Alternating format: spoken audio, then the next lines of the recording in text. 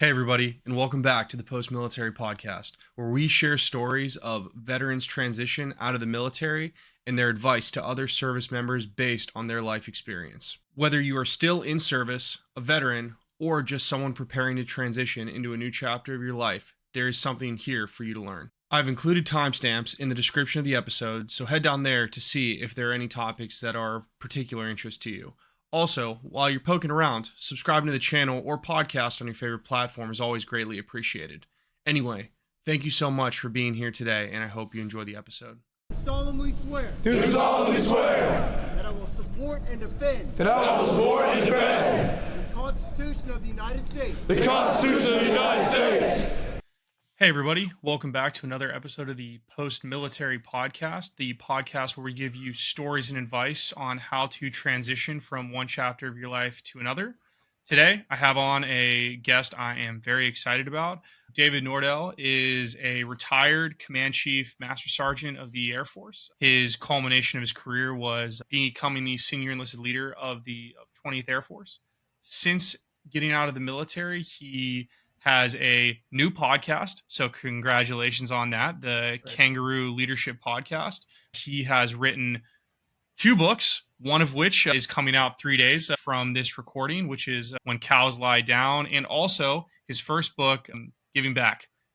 And besides being a doubly published author and a podcast host, David runs his own consulting firm, Max Fab, where he does leadership consulting and motivational speaking to a wide variety of people and organizations. And I am really lucky to have you on the show today, David. Thank you so much for coming on. Hey, thanks, Billy. That's great to be here, and love the title of the podcast because it so fits into what my passion is. And for the listeners, we had a conversation before we ever did this, which is great. And I think that's really important to get to know each other. Yeah, I'm excited for you to take me whichever direction you want to go. People find out things about me that they'll probably say, wow, I didn't think. And we'll talk about this thing, right? This life after the military. Ain't that the truth? Well, let's start at the beginning with your 30-year career in the Air Force. I grew up in Northern California in a little small town that had one stoplight in it, and it was in the wrong place. And outside of that town, I grew up on a dairy farm or in an agricultural community, in a dairy community. And a lot goes along with that. And some of my writings, I talk about everything you need to know in life you can learn on the farm, right? Life, death, adversity, hard work, things paying off, Mother Nature intervening in things. It's all right there, except for maybe your exposure to the diversity of our cultures and our society. So I wanted to go in the Navy, from the time I was probably about 8th grade. And I had a cousin that was working down in the Oakland Bay Area, and he was a plumber. And I loved him. I loved what he did. I said, I want to go in the Navy. I want to be a plumber. That was all there, right? I can be a CB. And the day I was at high school, I'm taking my tests and going through stuff. All the recruiters are there. I go up to the Navy recruiter who actually knew me. I'd reached out to him. I said, hey, I'm really excited. And the guy had a really bad attitude and was way off his game. And the Air Force recruiter saw that, put his arm around me, said, I think we have some opportunities for you. And off we go. So Master Sergeant John Dees steps in between me and the Navy recruiter. And the next thing I know, saves you from a horrible fate. Well, maybe. I don't know. I have a lot of respect for sailors and Marines. The whole department is. We'll get into that when we get into kind of how I ended up, where I ended up. The Air Force takes me. I get in. I want to be a plumber. They say, no, we've looked at your stuff. You need to go into medicine. You need to be a medic. And that was a head scratcher to me. But I was, back then, I just wanted to serve. And ended up going to basic medic school. And I'm off to Spain on my first assignment. And basic training started in November of 84. So by the spring of 85, I'm helping deliver babies in air base in Spain. And and it was awesome. What a great first assignment. Right. Go see the world. 20 minutes from downtown Madrid. And I'm 19 and I'm single and I'm working 12-hour shifts. So I got 3-day breaks here and there. And we go. It's incredible. That. Of the 15 assignments I had in 30 years, I was still number one. Followed closely by Japan, but we can talk about those too. Okay. But yeah, medicine liked me and I liked medicine, and it played to my personality and the fact that I didn't just want to do things, I wanted to know things. And so every day was like medical school and nursing school and pharmacy school. And because I wanted to know, why are you taking the pill? Why does that work? Why are you doing this surgery? Why are you doing those things? And one day, an important part of my life, one day I'd gone on leave and I came back and the same patients were still there from when I had gone on vacation. And I said, if I'm going to stay in medicine, I don't want to come back and see Mrs. Jones. I want to be in a part of medicine that every day is fresh. And that was the ER. And so I ended up going to the emergency room and doing that. So after a year of delivering babies, I begged to get to the emergency room. I got down to the emergency room, same inquisitive self. And that's it. And that was just the ramping point. That a few years later, that got me into independent duty medicine. If you're in the Navy, you understand that, independent duty corpsman. If you're in the Army, it's like your 18 Delta guys as far as the medical side of things.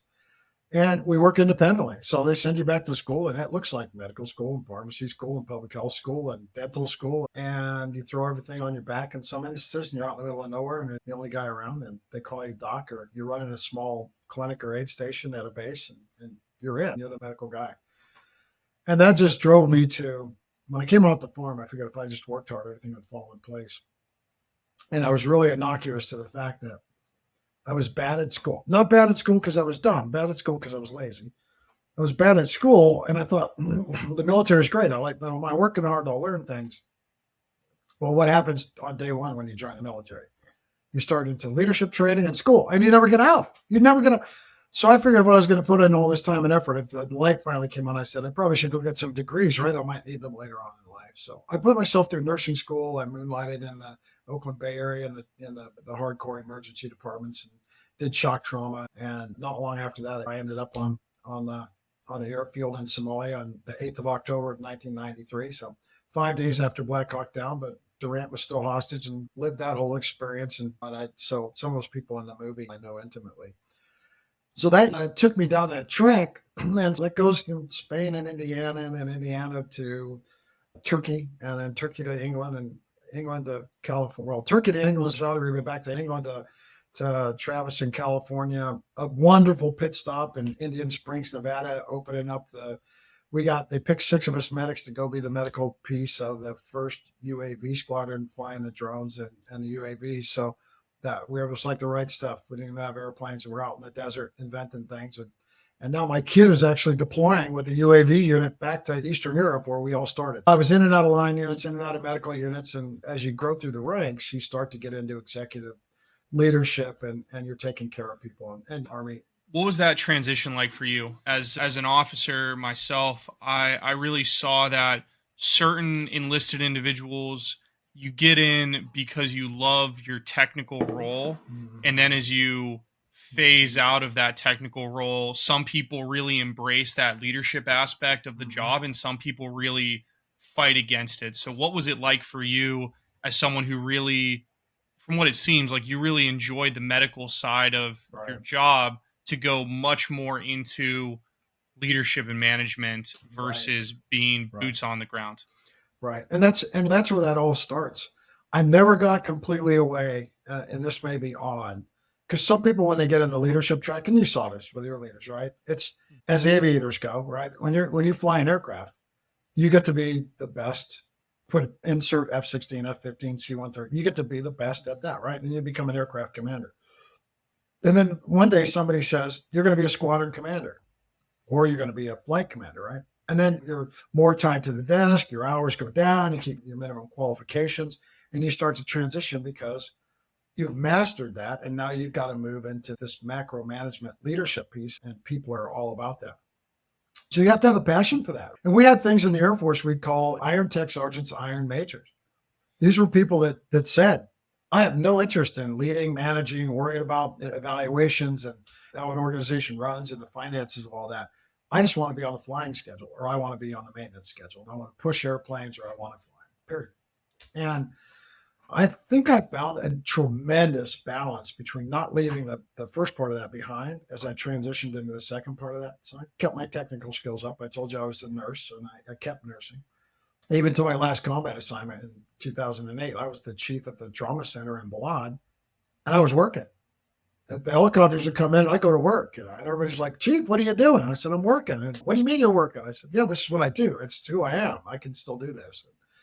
So it was amazing. So, but I would say the transition's hard because I used to tell the guys when they would get out of Airman Leadership School, because you have to graduate Airman Leadership School before you can supervise. And usually the day you get out of Airman Leadership School, there's some staff sergeant that's got 9,000 people working for him that can't wait to give you 4 or 5 of them. And so that happens pretty quickly. And what I tell people is, and I think if you keep this in mind, even when you transition from the military, which we're going to get to this post-military thing, you have two kind of jobs. You have the jobs that you get up and you go to and you do and you go home, and that's your job. And then you have leadership, managing and leading and caring for people. Job one requires you to be focused when you walk through the door at work. And when you close the door behind you, you get to go home.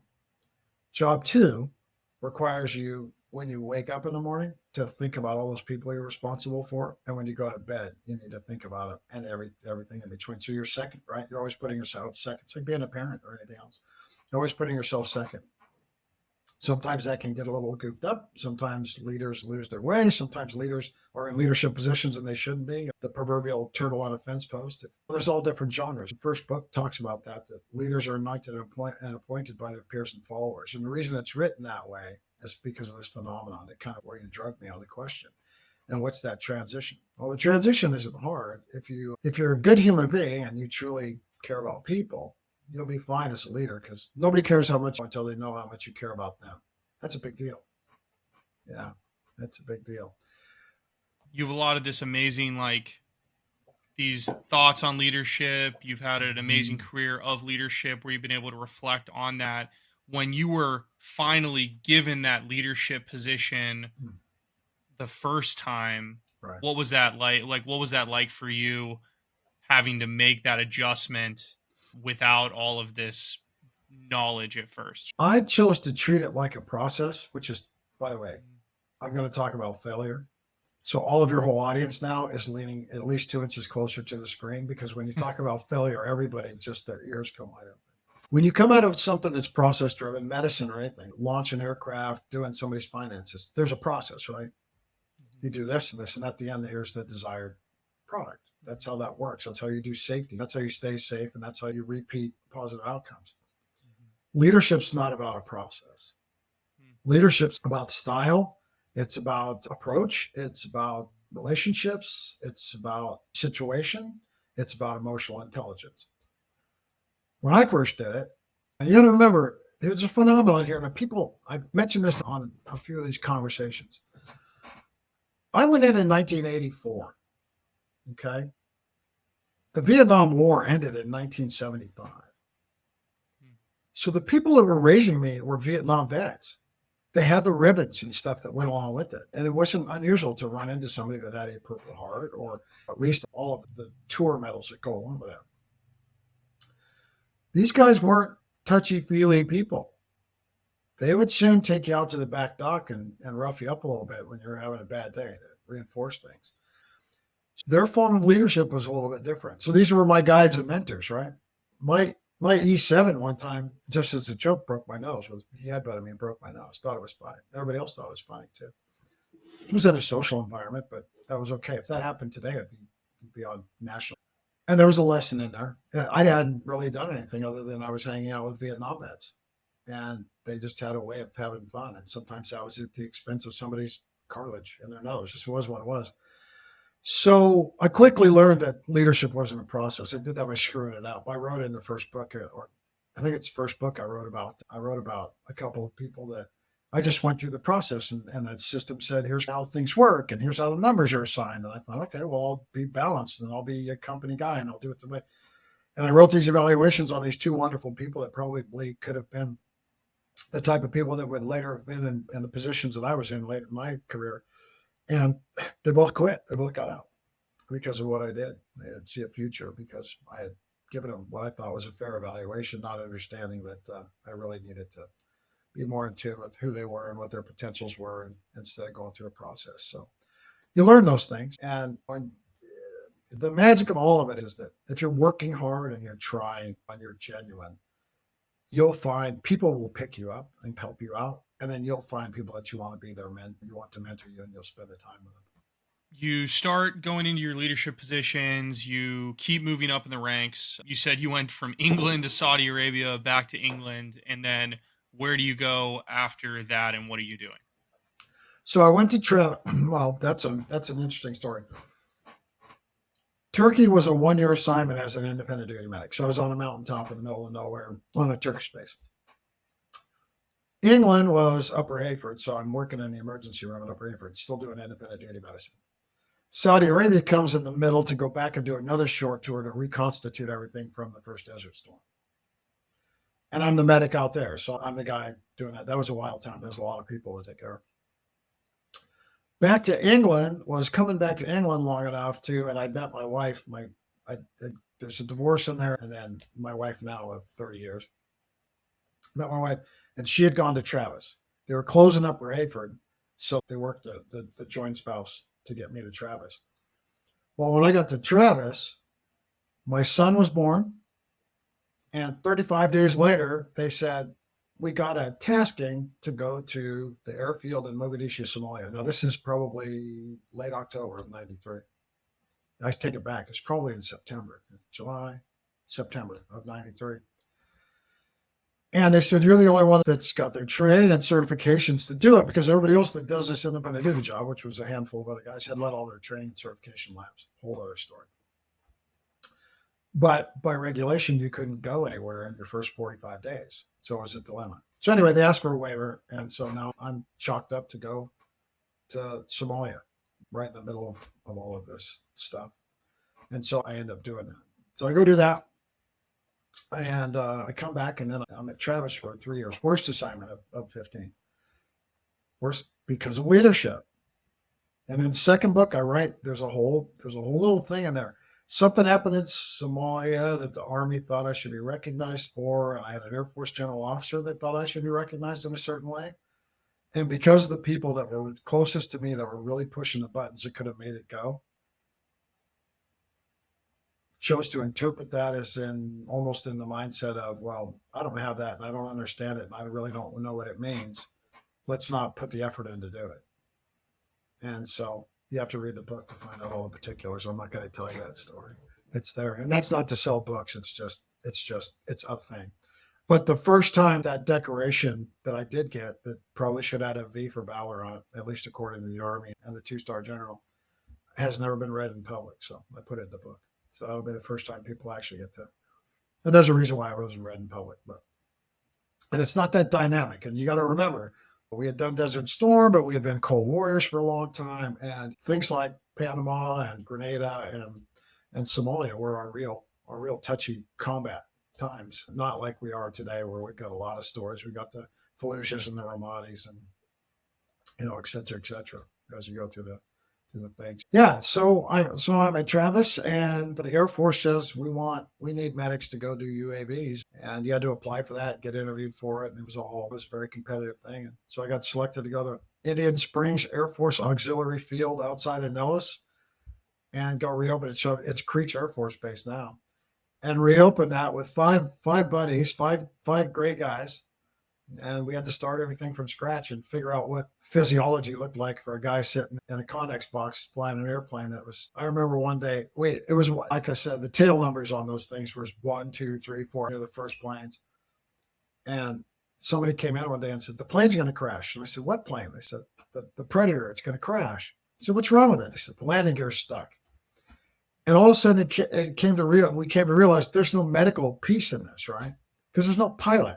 So we drove out to the flight line. We parked on the edge of the flight line and watched the plane crash. And we went, ooh, that was expensive. And we all went back. So it was the right stuff at the time. I watched the guys build the tech orders for the snowmobile engine that run it. I watched them do it on pencil and paper. And they'd try something, they'd erase it, and they'd rewrite it. So it's pretty neat. And there's a whole leadership piece in that. Yeah, then from there, I went to Upper Haver. I went to Fairford, went back to England. And on a nice little quiet base in the Cotswolds called Fairford, that was a mothball base for bombers where nothing happens, and it was a great place for the kids and all that stuff. And then we did Kosovo in the middle of it. And we brought in just about every bomber in the United States and flew bomber operations out of there and dropped an amazing amount of munitions during a conflict. So we did that too. And then from there was Japan.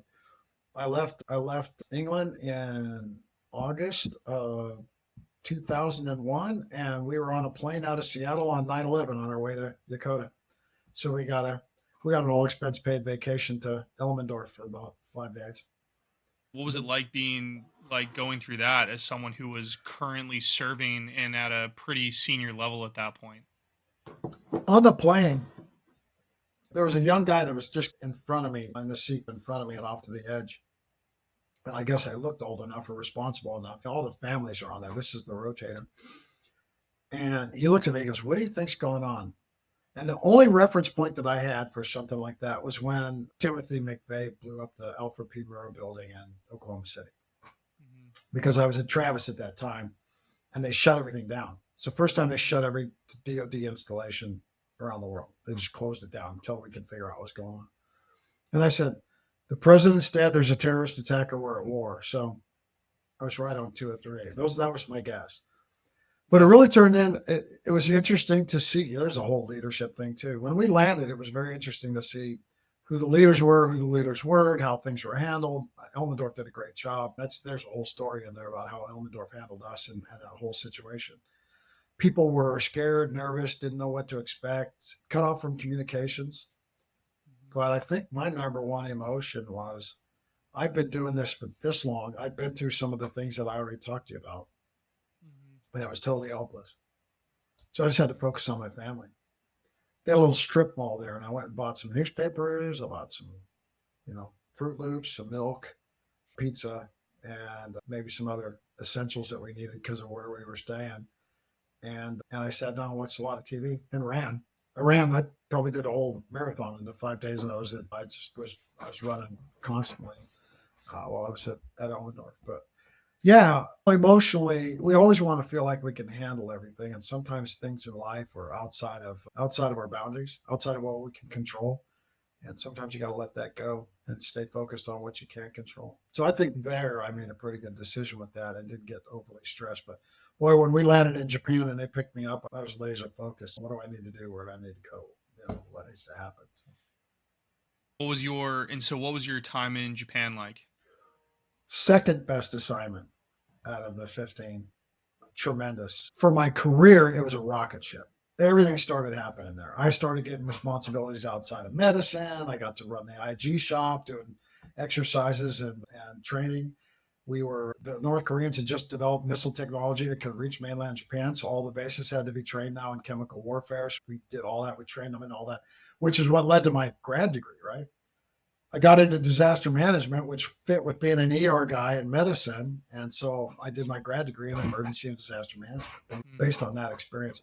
I was leading 179 evaluators, and some of those were lieutenant colonels all the way to staff sergeants, O5s to E5s and everything in between. And I was the leader of the band, with me and a major. But for the most part, when I had them, I was the guy that was orchestrating all that. So you're leading people that you outrank, but based on your subject matter expertise, that made you the person who was leading. Tremendous. I had made E7 just before I left England. I made E8 as I was leaving Japan. In fact, I had to cut my tour short by a year to leave because I promoted myself out of my slot. And that's a whole other. I was in Korea doing an inspection on the Korean Peninsula, doing an inspection in the middle of winter. We had the F-117s in Kunsan because the North Koreans were actually acting up. So real world, we had moved assets forward, which pushed us all out of our billets. So the inspectors, we were all living in tents with kerosene heaters and the whole thing. It was freezing cold. So in the middle of it, I get a call from Hawaii, and my functional manager, my chief that was oversight, goes, "I'm cutting your assignment short. Where do you want to go?" I said, "I'm in a tent in Korea. I'm freezing my tail off." I said, "What are you doing? What? He goes, "Well, we need to make a decision." I said, well, keep me in PACA. Keep me in the Pacific. He goes, "I don't have a job for you." A couple of days later, when I get a little bit of time, I look, and there's a job in Guam. And I went to be the superintendent in Guam of the medical ops flight, which was a very cool job, cool assignment. Another one that was good for the family. Lots to learn there. We got some organizational recognition there that was probably unheard of for a place that size. We did some really good work. And then I made chief in Guam. And then from there to North Dakota. So I went from Guam to North Dakota.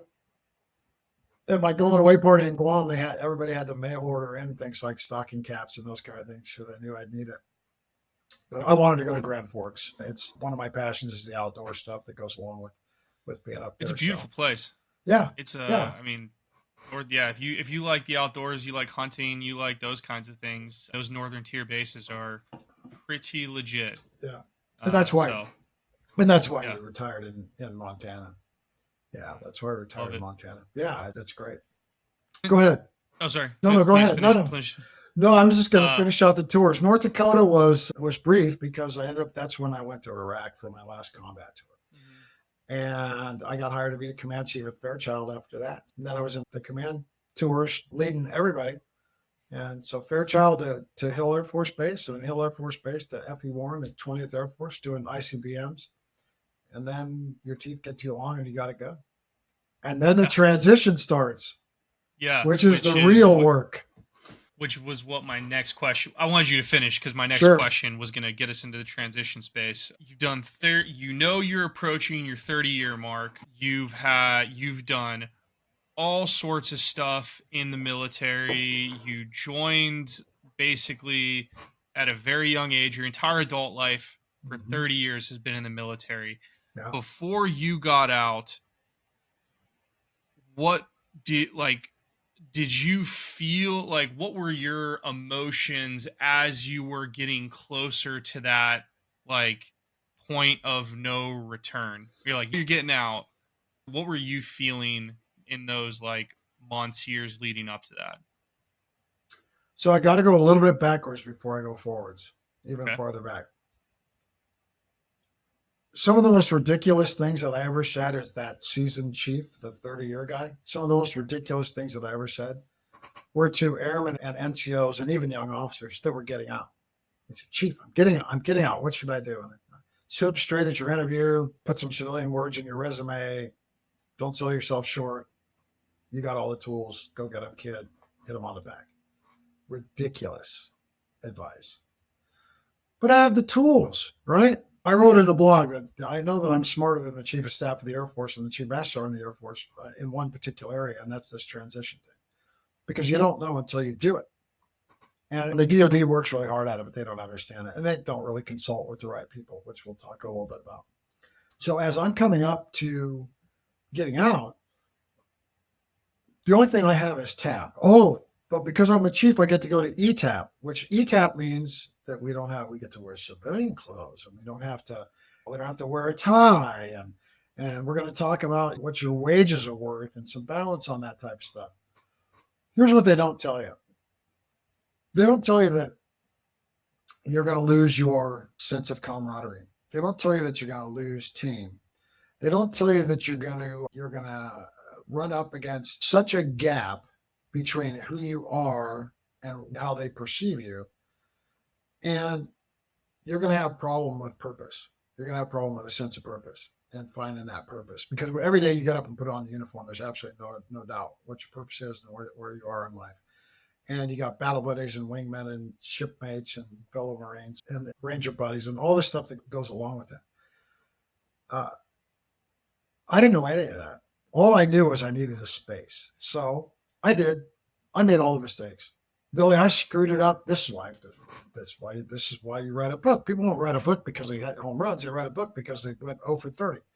So I had just over 4 months terminal leave. I took 29 days of it and went back to work. And wrong. I have a lot of baggage. We're going to talk probably here in a minute about PTSD, moral injury, and the pieces that go along with that from combat time and others.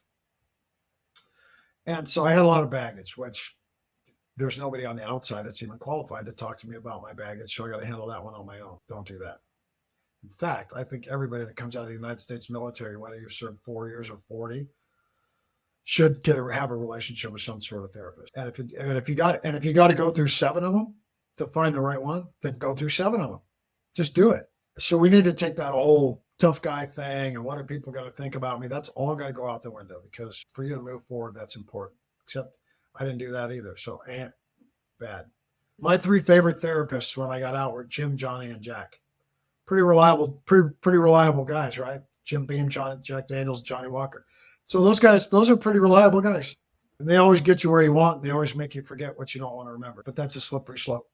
And about 44 of us a day are on that slippery slope to the point where we do self-elimination, and that's just not acceptable. And we'll touch on that too. So I didn't have any anxiety. I just needed a space. I knew that I was going 1,000 miles an hour. Think about it. You're command chief of a numbered air force. You're going 1,000 miles an hour. You got an executive assistant. You're on airplanes. You're back and forth. And it didn't stop. It didn't stop up until the last day. Yeah, I was about to say, you probably had no time to process. No. You probably didn't even think about leaving the Air Force until you were out. All I wanted to do, I told everybody that came to my retirement ceremony, I said, this is in Cheyenne, Wyoming. I said, I hate to disappoint you, but 10 seconds after I get off stage, I'm taking my uniform off for the last time. I'm getting in the car with my oldest son, and I'm going to Kansas City for a couple of baseball games. That was my plan, man. It was it, Billy. And then I was going to drop my kid off in North Dakota, and I was going to go see a few more baseball games and visit some old war buddies. And then I was going to come to Montana, and I was going to go to work. And I took a job managing 13 Subway sandwich shops in 3 cities in Montana, thinking that was a piece of cake because I'd been leading people forever. And what? Sandwich makers and airmen, they're the same, right? No. You must have been bored out of your mind doing that job. Probably more stressed than I've ever been in my life, because a lot of people that work at Subway, at least in certain environments, have longer rap sheets than they do resumes. They're not airmen. They're not punctual. Yeah. The manager decides that he wants to stay out till 3 a.m. drinking, and he's got to open the store at 6 a.m. He just doesn't open the store. And you go, "What are you doing?" And he goes, "Well, I take the day off." And you're bound. You got these people that need to do this stuff. You just can't. If you fire them, then you're going backwards. It's a snake dance. So for you, do you think that there were any things looking back on your transition that you did well, whether like by choice or just by sheer luck, that you're like, okay, like I'm happy that happened? Or do you think it was all preconceived misconception and like overestimation? I think I got lucky. I think I got lucky on a few things. I got lucky with the size of house I bought afterwards. I stayed small. I knew what I lived in. Left Cheyenne, I was living in a 10-bedroom, old retired cavalry officers, brick homes, gorgeous, big white pillars. Well, some people make mistakes on how they transition. They want to transition into something that looks like a what. I didn't do that. I'm going to twist your question a little bit. Here's what I'll tell you is, I never came across anything from the time that I hit the retirement button, right? Because then the wheels start turning. When you hit the I'm getting out button, the wheels start turning. And at that time, you got the obligatory email. Congratulations, you're retired, blah, blah, blah. You see your military personnel flight, get your checklist. And I was lucky. I still had an executive assistant that just built all this stuff into my schedule while I was still doing my job, right? So I was lucky. But there was never a time, Billy, there was never a time where somebody came back into my life. And there was people around, but you got to remember the people that were around that had been out for a while, they were still institutionalized because they were GS 14s or 13s or 11s or 10s, right? So they're still in the acronym world. They're still speaking Martian. They're still on at least a satellite of Mars, which we were living on. They had never gone to Klingon. They had never gone out there and managed Subway restaurants and worked for a shitty government and been in rooms where if you had to explain one more time what a command chief master sergeant was, and I don't know exactly what that means, and you got to give your whole resume and how many people you led and the diversity of all the things, and then people still they shake their head like, okay, whatever. Well, no. I'm a highly capable person. I'm an executive, right? I've been behind the glass doors. I've been the senior human resources person in numerous units and even larger. But that doesn't resonate. It doesn't matter how you write your resume. It doesn't matter when. This is an example that I use. If you walked into a room and you were saying something out from your subject matter expertise, and somebody looked at you and said, "Oh, that's just a Pew thing. That's just a Billy Pew thing." It would upset you, right? In fact, it's disrespectful, right? Because they're discounting what. Do you know how many times in the civilian world that I hear and have experienced where you're working in an organization and you actually have got the problem solving skills to help them move forward? And I've heard, well, that's just that military stuff, or that's a military thing. That is the most disrespectful, hurtful thing that you can hear. And you probably had a couple of people assume that you flew planes because you told them you were in the Air Force. I've had at least two. Immediately. Oh, yeah. Oh, yeah. No, immediately. Did you fly? Well, I said, no, I was a medic. And then they're like, oh, the Air Force has medical people? Yeah, exactly. Yeah, that's the next question. My wife gets that all the time. That's such a great foundational thing to what we're talking about. And as we go through this, I want your listeners to reference back to what you just brought up, what we just talked about. It's a very small segment of this, but it's foundational to everything. Because there is a preconception about military people. So I never had anybody pull me aside and say, there's a big new planet out there. It doesn't speak the language you speak. In fact, it's really not receptive to you. And you're going to get into situations that are going to you're going to be frustrated. You're going to feel disrespected. And I'm going to stop and do a disclaimer here. My experience is not everybody's. But I have talked to enough veterans that when I start talking like this, their heads are going north and south. Yes. Yeah. Okay. Check. Because there's a veteran on here right now going, well, he was a chief, so his experience was different. Well, actually, this chief tried to stay grounded enough that my experience was more like an airman. And I tried to work it that way. Plus, I had a wife that would refuse to let me get too far out of perspective, which is great. And so with that said, nobody came to me and said that there's this brave new world. Nobody came to me and said, Dave, you've been institutionalized. Tomorrow, when you get off this stage and go to your baseball game, this is like your first day out of prison. Except prisoners get more education pre-release than we do. And real education about what the world's like. And here's your parole officer so that you've got this safety net and all the things go along with it. Where is that in our world? Somebody asked me, we'll talk a little bit about some of the initiatives I'm working on as we go. Vet Ready is at the top of Max Fab Consulting. Vet Ready is the thing. And really what it is, I'm tired of the military people and the veterans being asked to do one more thing, get one more thing of training, show up at one more job show, all of these type of things. If you're disabled, if you're in a wheelchair and you can't hear in your right ear and you go to interview for a job, that employer knows what their bathrooms need to look like, what the ramps need to look like, what the elevators need to look like, who's going to get you out of the building in a fire. What are you going to tell the rest of the staff? What your cubicle needs to look like, and any adjuncts that you need at your desk to help you be successful. When you're a military person, they say, sit down. Because they don't know any of these nuances that we come with. The need for demonstrated three-dimensional values. We go into combat. So there's a lot of institutions that are working on getting veterans jobs because they think that's the gateway. Well, right now, 43 out of 100 are going to leave their jobs in the first year because of some of these phenomenons that I'm talking about. It's because and I forgive the civilian institutions because we haven't trained them. Anytime in failure, two things our country's really good at. One is in catastrophic failure, they're good at public-private partnership to solve everything. COVID, 9/11, Katrina, go through the big things. It's all been public-private partnerships to solve stuff. We're not doing that with our veteran issues. Give you some numbers here in Montana. This is where I retired. Didn't know these numbers when I got here. 12% of Montana is veterans. We're number one or number two in veteran population in the United States. There's an Alaska component in there, but Alaska is a kind of an outline.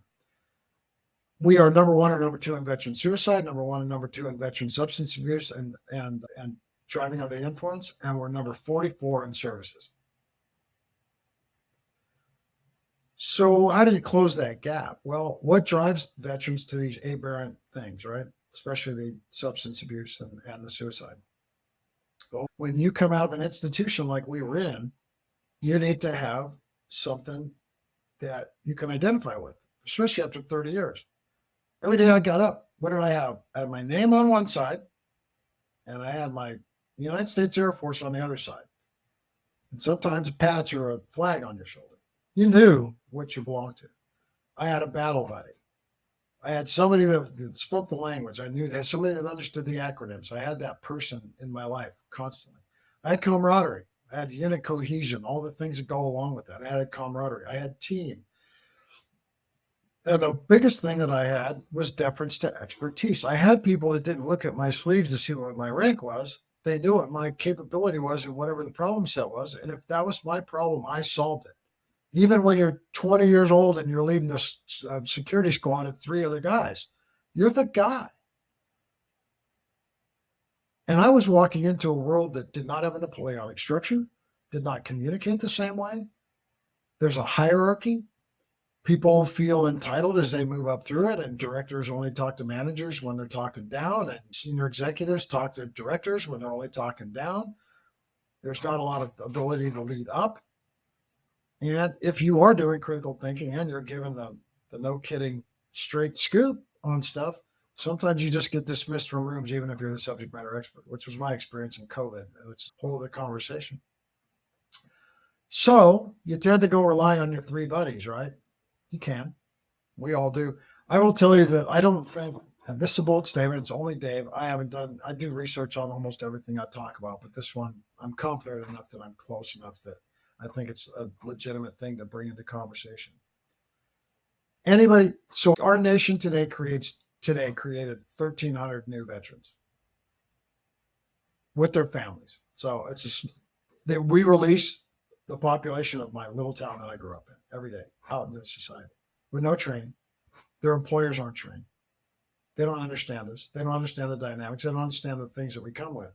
And I would say almost every veteran that's coming out has either a combination of, or either some form of PTSD, some form of moral injury, or some aberrant relationship with substance. That exists. And it's the way it is. When I went in, everybody hung out at the smoke pit and the club.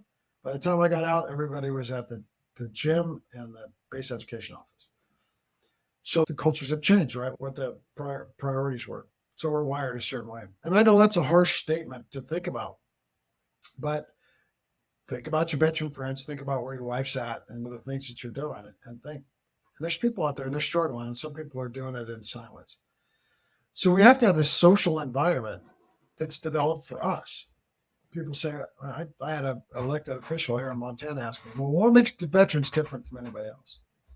And I said, well, we're actually behind. First of all, civilians, when something happens to them or they're disabled, there's a lot of resources there for us. We have the Veterans Administration, and quite frankly, it's overwhelmed. The second thing is, if you look at things like diversity, equity, and inclusion, people can find themselves in there, right? Whatever they are, if they're a minority or whatever wherever they are. And that's a hot button acronym. People get emotional over that based on their beliefs and those type of things. But if you just take DEI for what it is, right? Diversity, equity, and inclusion, right? It's just a recognition of these things and that they're out there and they cause us to have to navigate a certain way. Somebody asked me today, Billy, literally an hour and a half ago, they said, where does veterans and vet ready, where does it fall into DEI? And I said, well, it falls somewhere between the I and the B, right? Because if you add a B on there for belonging, so inclusivity is being able to, if you're the first female in an all-male golf club, then you're included. But it doesn't mean you belong because you're sitting in the corner and nobody's talking to you, right? So you have to belong. And I said, really, in DEI, if you take veterans, the I is not for inclusivity, it's for invisible. Because you can't pick us out of a crowd. A lot of the issues that we have are not, when people think about veterans, if you say disabled veteran, and they look at you and they're like, but you have all your fingers and toes and arms and legs. You don't have a scar across your face. It's not what that's about. By the way, most of us have things that can't get through metal detectors, but they can't see. But then there's this thing here. And this is one of the most important things in our lives, right?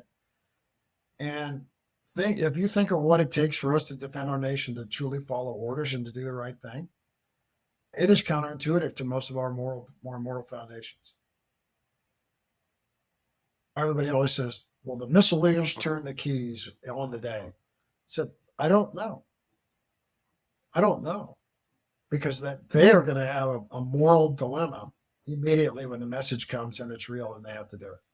I had an instructor when I was at the Air Force Academy who was a missileer right about this, like during the Cold War. and he was operating his silo during a snafu at NORAD in Colorado Springs, where basically NORAD had a crew that was running a training tape where they would like see all these fake incoming missiles from Russia, and then they would respond to it. And so the crew spins everything down, they check out, they do turnover with their new NORAD crew, but they forgot to take the training simulation out of the computers. And so the new crew comes in and turns everything back on and sees that this happened, but they don't know it's a training tape because they had never done that turnover. And so they assume that Russia is launching against the United States. And then the power goes out in NORAD. So they get a message out to some of the silos up in the northern tier, and they're like, we're under attack. And then they lose communications with NORAD. So this guy's in a silo. When that happens, they lose communication with NORAD, and he is a lieutenant in there with a major and a staff sergeant. And both of the officers had guns because they had guns back in the day Right. in the silos, Yeah, and that's then true. the staff sergeant does not. And so he tells a story about how the other officer basically was like, I am not going to launch this nuke because I can't. And so he was having a nice little powwow with the staff sergeant on how they were going to have to kill this person to then do their job. And they were right about to do it when NORAD came back online and said that everything's good. And that for me was one of the most, because at school you always heard like, oh, missile's a death sentence, it's so boring, nothing ever happens. And then he tells this story, I'm like, oh my God, like we in a peacetime military, we've really obfuscated like this is what could happen. Right. It like that's what your job really is. And Mhm. it was just really powerful to say like everyone, like you said, thinks like, oh yeah, you just make the decision. It's like, well, do you make like would you? I don't Right. know. And so just moments like that just provide so much stress and so much toll on someone's psyche that you don't really measure when you get out. So So you I can think it's be an excellent point. you can be morally injured in a cornfield in Montana. Exactly. Right. You don't have to be Yes. in it. You don't have to be in a No, foxhole not at all. in Way City or in Fallujah or Ramadi or on the No. streets of Mogadishu. You don't have it's not and it's powerful stuff. We're really bad at comparison in the military because there are Right. people who are in Fallujah or Ramadi or all these places, and like I was only in for 6 years. You were in for 30. You served in many different places. People who got tuned up real bad, Yeah. and To the worst. and I do, and I was only in for 6 years, and so it's so easy for you or for I, especially me, like in a cybersecurity role, to go like I never was in harm's way. I would like the scariest thing that happened to me is the air conditioning went out at Shaw Air Force Base one day. Like that's what goes on in my head, and it's really easy to go there's nothing wrong with me because I didn't get blown up or I wasn't shot at or I wasn't X, Y, or Z because everybody knows of or heard of someone who had it worse than they did. And because of our culture of service, we it's very easy to downplay your experience and never seek care because you always go, well, there's someone who had it worse than me who needs that first. And if I go seek care, I'm taking that away from someone who actually needs it. And I think that's a really insidious thought to have, but I think that most veterans have it. So this is called the Post Military Podcast, right? And Yes. what I say number one was go see a professional. Yep. Even if you don't Yes. think you need it, just go do it. You want the moral injury story? I'll give it to you. Be an exclusive on the book. I've done it in a keynote and told it in a couple other places, but I'll give it to you. The flag that's behind me actually plays into this story. It plays into Max Fab too, because the bottom of that flag says Maximum Fabulous, which was my insistence on our organizational attitude when we were in Iraq. I think it played to keeping people mentally, physically, and emotionally sound. We're in Iraq in 2008, and so I did this speech. I did this as a keynote speech, and there was actually a guy in the audience that he remembers he was there, and this affected it. So when you talk about morality, now think about a bunch of medics, everything from doctors, nurses, and clinical medics, and then support medics. We all have an oath, right? We wear the caduceus on our stuff. We have an oath, right? It's first do no harm, and we take care of people. Just war in itself is counterintuitive to what we do, except we take the spoils of combat and try to make it right. Well, in 08, there's a place called Sadr City. Sadr City is a suburb of Baghdad. And the bad guys had really settled in there in 08. This is during the surge. And they were lobbing a bunch of stuff into the green zone. And it was irritating enough that they wanted to clean it up. And they looked at a lot of options, and there's civilian inhabitants there that are worried. So the only way to do that is to go house to house, street to street, house to house, warn everybody, get them out of there, and then go clean it out. So now you're looking at Ramadi, Fallujah, these bigger ops.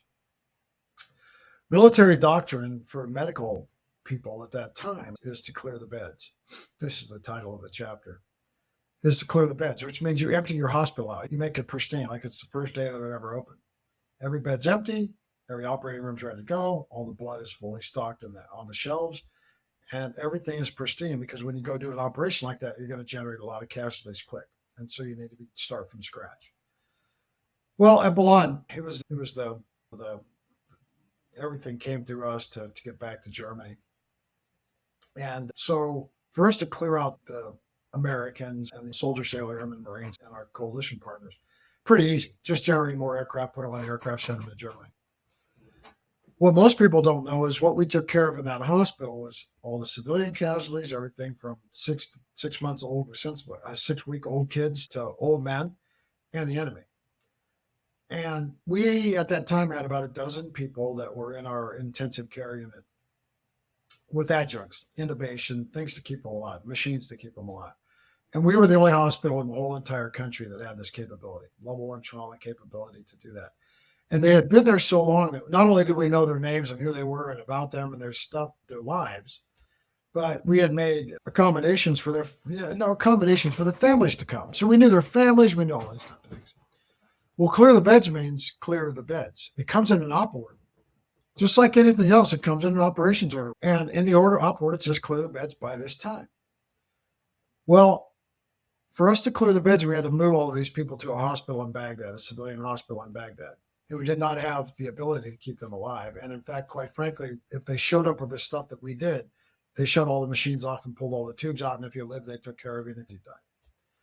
And so if we move these people, all 12 people are going to die, right? And we're in the decision-making process of this. We tell everybody, we got to move these people. Well, what do you think that looked like in the institution? Yeah, everybody was like, yeah, let's just get them on the helicopters and get them out of here. No, there was, to the point, I can't say anybody got physical, but it was really darn close. But there was a lot of high emotion. We were investing in these people for one, and two is we were going to euthanize people. All under the guise of military orders and doctrine. And now we're going to euthanize people. And I'm the chief. It's the boss and me, right? And everybody else that had to execute this thing. And I'm a nurse. And I've got the oaths. And I've been taking care of people my whole life. And now we're going to euthanize people. And we got the order in our hand that tells us to do it. It's okay. So Billy, we put all those people on our airplane. We killed them. We sent them away and killed them. And we never did the operation that canceled it.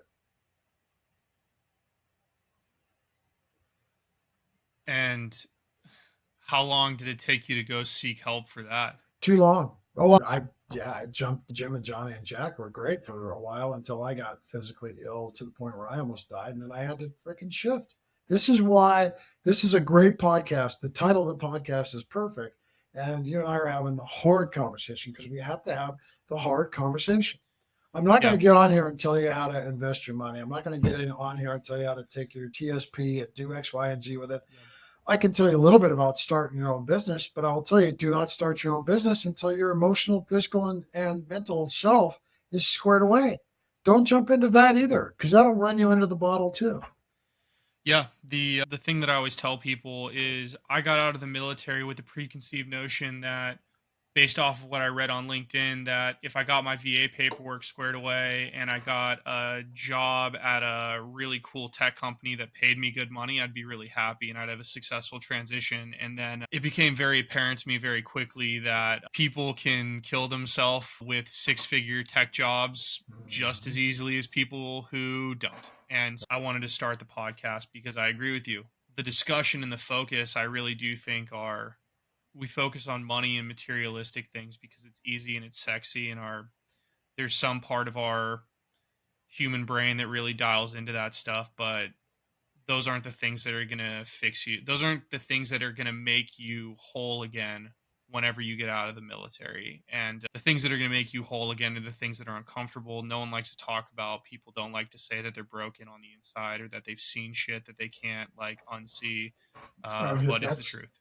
And that's my other side. I own them both. And not until I got to the point where I can say out loud, I am the proud owner of PTSD and moral injury. Did I get on this side of it? There's a wash, rinse, spin, dry, fold cycle to this.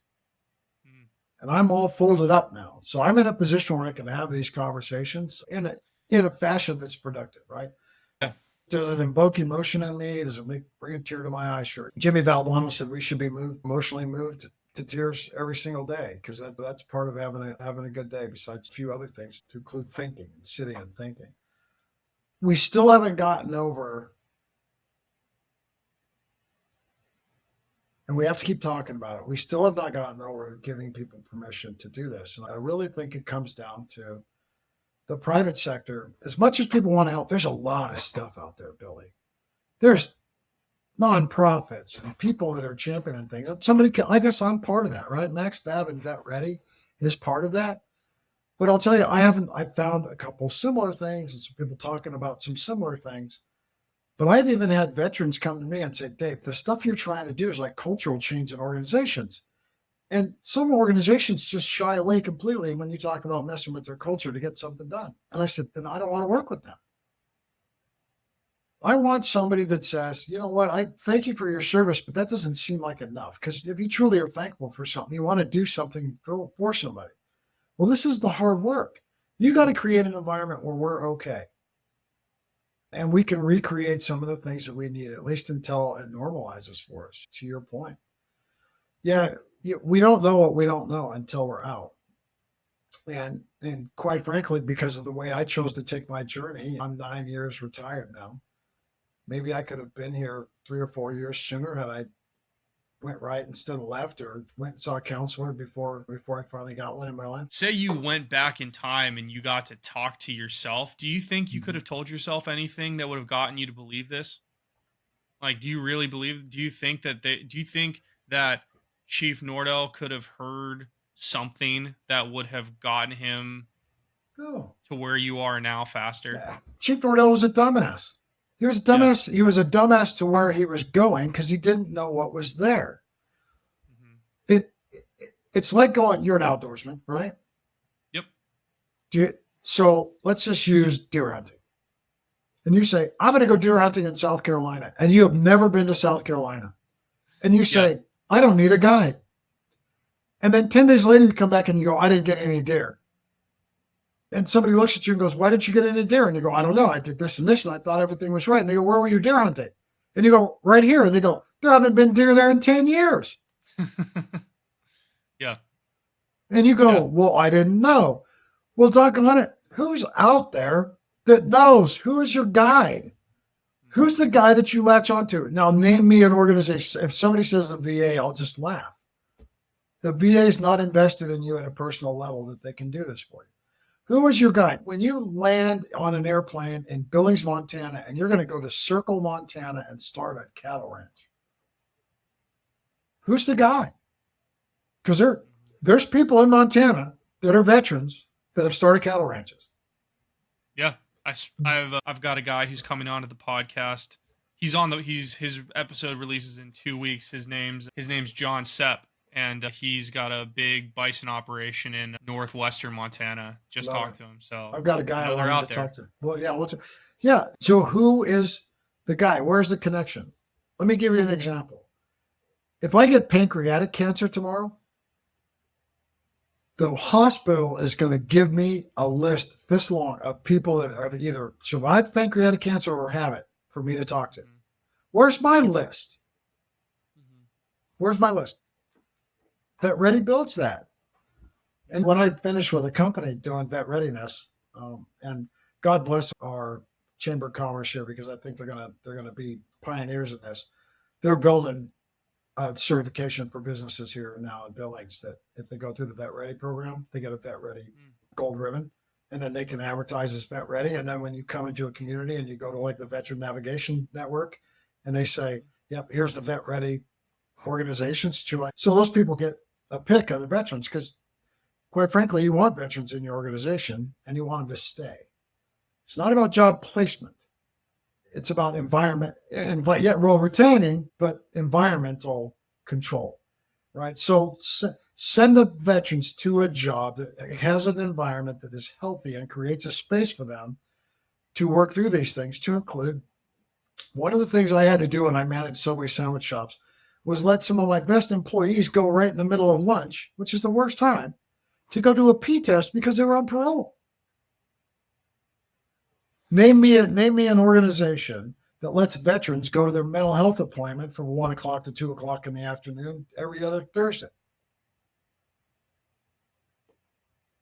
But we'll let the criminal that's in the pre-release program, we'll let him leave work for an hour to pee in a bottle. But we have nothing out there to let veterans go get their mental health. And when your veteran leaves at the end of the first year because you haven't created this environment for them, you haven't learned this, you lose 30 grand. It takes about 30 grand to gin up the next person. So you don't know what you don't know. Right. There are people who just aren't getting the right information before they get out. You were one of those people, and you had a moment where you essentially hit rock bottom, and then you rebounded into where you currently are. Sure. What do you think you had in place in that moment that caught you and didn't stop you from killing yourself? I will tell you that I am a whole lot better, but I still have my moments where I get into dark places, and they are because of therapy and some other things. And my team, I have a life team. I have a life team. And in some ways, I probably had built that life team even though I was struggling. That's funny you asked that question, because I've only been asked that question once before, and it was in like over coffee. Billy, I will tell you, here's the one common denominator. Education's a big thing. And I was so anti-education as a kid because I just thought I didn't need it. And then when I grasped onto it, I thought, oh, this is actually an adjunct to your other self. Now, education is not everything, and you're not defined by the diploma on the wall. But if you continually educate yourself, so I'm not saying you need a college education, but if you're continuing to educate yourself, you can keep yourself out of the ditch because the data's out there, the information's out there. But boy, as soon as you step away from that, that's where hope ends. When people are hopeless, it's because they can't see anything that gives them hope. And sometimes it's because it's either not presented to them, they don't know where to find it, or they've just run out of airspeed and altitude to be able to do it. And there's ways to keep people educated and to do those things. But you know where that starts? If you have mental issues, that education starts with the counselor explaining to you all the way back to your inner child, all the way back to like it or not, everybody will go, oh, here we go again. What happened when you were a certain age with your mother and father, or for people like me, raised without a father? What happened in that time in life is foundational to include your moral setting. And you take all of that into life to include the military in a combat environment. And your moral setting gets blown up every day through orders and doctrine and the things that I explained to you. And so you have got to consume information in the right way from the right people that are credible. You got to do your due diligence, and you have to continuously do that. So what's a great way to do that? Sign up for the podcast, the post-military podcast, and listen to knuckleheads like me transmit. I won't resonate. If 100 people listen to this, Billy, I won't resonate with 30 of them. 30 of them will go, Dave's on the right track. Keep going, Dave. We're on Dave. And then the 30 people that matter are the ones that are going to go, I don't know if he's right or wrong, but I haven't tried that yet, and I need to. And that's where you start winning the battle. I agree with you. I think that if I would have told myself before I had my medical event, which forced me out of the military, if someone would have told me what I was about to go through, I don't think I would have believed them, but at least I would have heard it.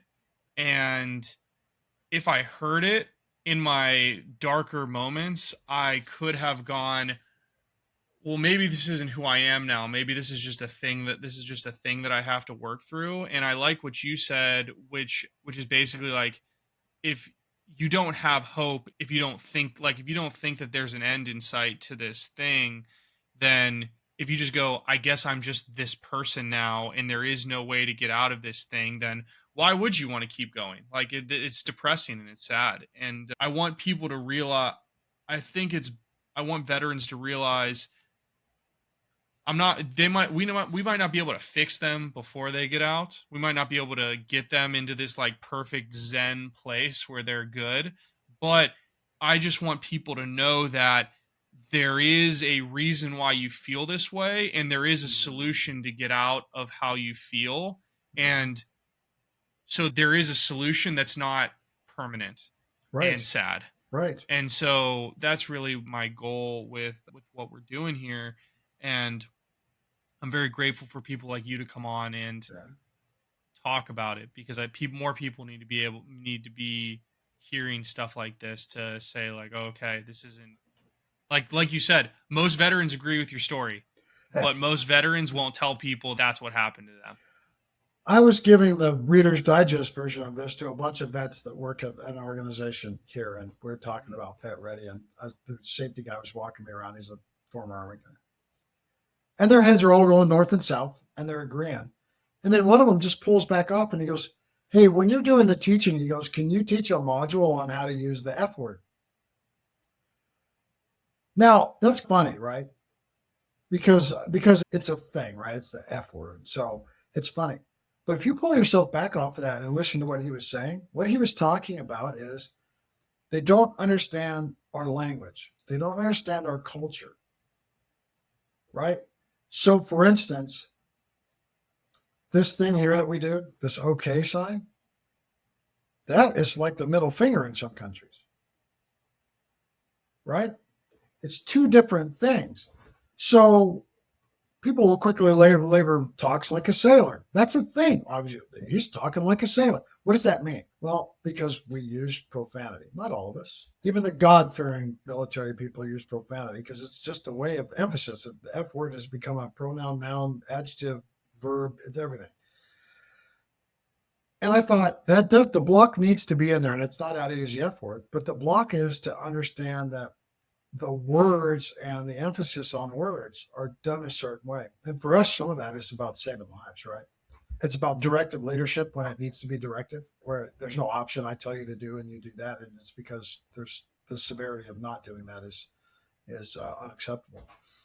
So yeah, there's a lot there. So to your point, when we transition this bridge that we walk on, when we transition, there's a little tiny short bridge after you get out of maybe seeing a VBOC and wanting to open your own company, or the veteran stuff, or the Wounded Warriors, or whatever it is.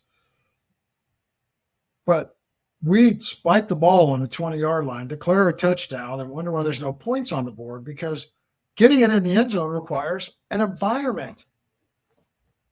And so we need to work on the environment. So how does that work? Well, it has to be an environment. They have SkillBridge now where if the commander will let you go up to 6 months, you can go work for a civilian organization. And the civilian employer gets free labor, you get some immersion. But if that employer is not vet ready, then you're not having an experience. You're just looking at, maybe this is a job I want, and if the employer likes you, maybe they'll hire you on. But it still means that in a year, odds are about half are going to quit, because it's this environment thing, the other things that we need. And that doesn't come with the immediacy of transition. It comes with realizing it. You, apparently through your story, you had a concept in your head that if I just have these three things, I'll be fine.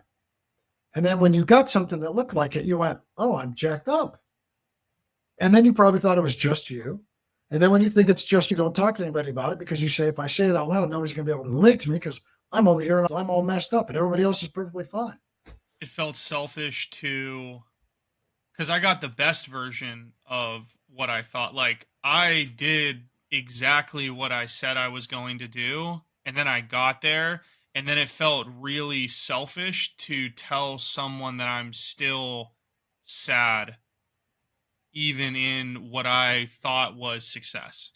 Like, I I was like, I can't communicate this with people, or I can't talk about it because that's so unbelievably selfish of me, because so many veterans do not, like, and I don't want this to sound like I'm bragging, but like to say, like, so many veterans are not as lucky as me when it comes to getting the things that I was able to get. And so then I was like, well, I can't talk about this because someone else is way worse off than me, and people need to worry about that guy or gal, not me. And it took me a long time to seek help through that because I just didn't feel worthy of it. So, But aren't that phenomenon that puts you in that state mhm. started on day one at the Air Force Academy Yeah. because they took away all your individualism. Mhm. They forced you to be a team. They forced you to run around on those little white stones and slip on them when they were wet and all the other things that go along with them. So when you look at that whole marching together and team, and don't be selfish and put yourself second and all those kind of things. And then we get out. That's why we're hired. And then we get out and we got all of this stuff. And you go, your inside is screaming, I need help. Mhm. And your outside won't let you get help because it's counterintuitive to what we've been developed. And to execute the mission inside of the military, we have got to be that way. We Yeah. always have to be about our battle buddy. We always have to be about the mission. We always have to be about the structure. We always have to follow orders. We have legally and morally and ethically. And we have these core values, and they're real. When I start my training, I show videos of the airmen and the soldiers and reciting the Soldier's Creed and the Airman's Creed and those kind of things. And I did it for a friend of mine here at the house, and I played it. And she goes, that's powerful. And I said, how did that make you feel? She goes, that's scary. She goes, that scared me. Mm. That's who we are. Mhm. And I don't blame the civilians for being scary. Think about how you carry yourself. Think about how you go into an organization and somebody goes, oh, the sky is falling. And you go, oh, that's no big deal. And I've said it Yeah. out loud. Did we fill any body bags today? Now that to you and me, you'd go, you know what, Dave, you're right. We haven't filled any body bags. Let's press on. You do that in a room full of civilians, and then they'll look at you like, why did he say that? Well, he said it because he filled body bags. And I know what that feels like. And so I'm sorry that the hot water's out on the second floor and it's not going to be fixed for 2 hours. But to me, quite frankly, that doesn't mean anything. And I had some really good civilian friends that walked up to me and said, Dave, your perspective is skewed. This is the conversation we have with veterans. You need to, because part of this is us realizing who we are, right? And you have to have the conversation with veterans and say, hey, listen, if the civilians are having some pain, that's their pain, and you need to respect that. And so you don't need to tell everybody about body bag stories when that happens. So that's number one. And the second thing is that you have to respect their culture. And the civilian culture in the corporate world is you can't have any white space on your calendar or you're a failure. So you're always running 10 minutes late to everywhere you go because all your meetings are all stacked right on top of each other. Well, we think you're a savage. You get to a meeting 10 minutes late and you're disruptive and disrespectful. And actually they have no intent of doing any of that. And they're not undisciplined savages. They're working within their environment. And quite frankly, we don't get to go back. If you're a prisoner and you really like it in prison and you hate it out on the outside, just go rob a bank, you go back and you're good. And some do that. We don't get to do that. So we've got to learn how to do the other piece. That's a funny analogy about the prisoner thing. I never thought about that before, but it's so true. It's the true raw definition of institutionalization fits prisoners and military exactly the same. Yeah, it's true. So you going back to the question I asked you a couple minutes ago. So in that low point in your life, so you think that the fact that you were more educated is the thing that is what allowed you to rebound, or do you think that there were other things that you had in your environment that were able to Mm. save you and put you on a path to recovery versus continuing to downspin into like bad spots? I had enough in my life that I truly cared about, that cared about me. The cliche stuff, my wife, my kids, God, extended family. I had enough there that when you get to that point, I've been close, but when you get to that point of self elimination, it talks you off of that. But so that's important. A life team is important. Sometimes it's just a friend, and you should always be building your life team. And you know what? Sometimes you got to trade players. When I had my blood clot and I quit drinking, I haven't had a drink in 5 years, 2 months.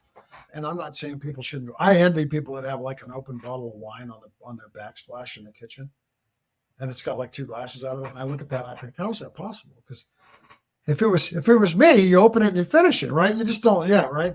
There's no one glass of wine kind of thing. And yeah, so I envy people like that. And people can drink responsibly and it's part of their lives and they enjoy it great. So I'm not an anti-alcoholic person or anti-alcohol person. But yeah, when all of that happens and you get into these really dark spaces and you get drugged there for a variety of reasons, and sometimes you don't even understand how you got there. You said you were sad. And so sad is probably one emotion through your depressive state, right? So you're depressed, but you're exhibiting that through sad. When you're sad, you tend to use options. And I'll tell you, my value space, the options for dealing with adversity, that checklist, your informal checklist, the checklist in your head, that's in your heart, that's in your emotions, in your spirit. My checklist of things that I need to do when I'm struggling never had suicide on it. Never. Not until I had I was exposed and got into the unsee, unhear, unsmell, and morally injured. And that weakened that to the point where suicide actually got on the list and got way high up the list because the pain is so great